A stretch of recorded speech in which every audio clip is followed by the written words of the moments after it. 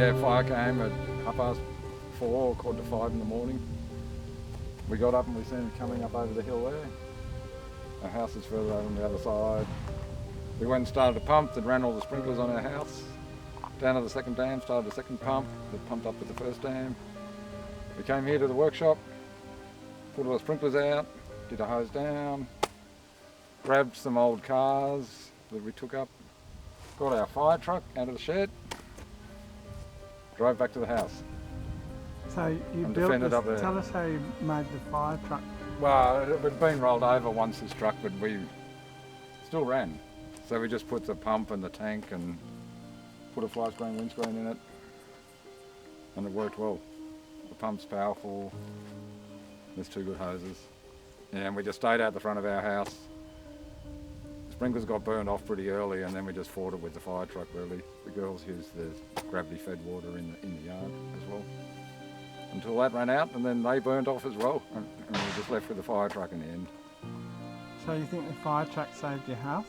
Well, it helped save the house, because otherwise we would have had no water left at all. We filled the 1,000-gallon tank 3 times during it. Yeah. I mean, it took 5 hours. We were here for 5 hours doing it.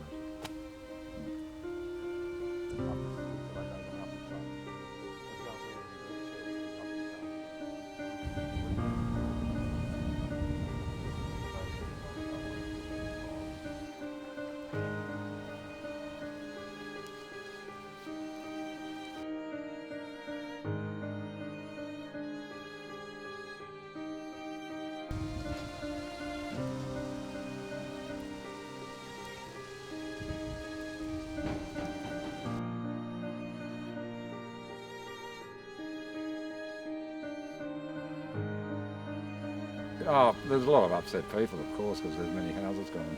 But yeah, no, people are really supportive in there, and you can go into town, you can have showers, they'll feed you, they'll give you food, there's accommodation available. Lots of people camping at the showground, they set it all up at the showground. So there's a good spirit in Cobargo. There was solar panels all on the roof. It's like a back-to-base solar system, so they're all smashed.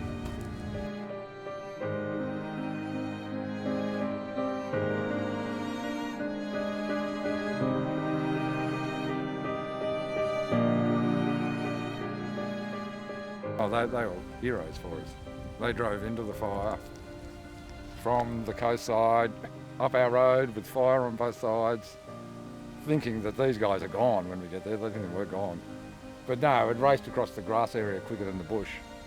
And so then they came and helped. And thank God, because we moved the 2 antique cars, we got our fire truck out of the shed, we got the tractor outside, we put the mower outside. And then we all went to the house and fought it up there for 5 hours. Yeah, a long run.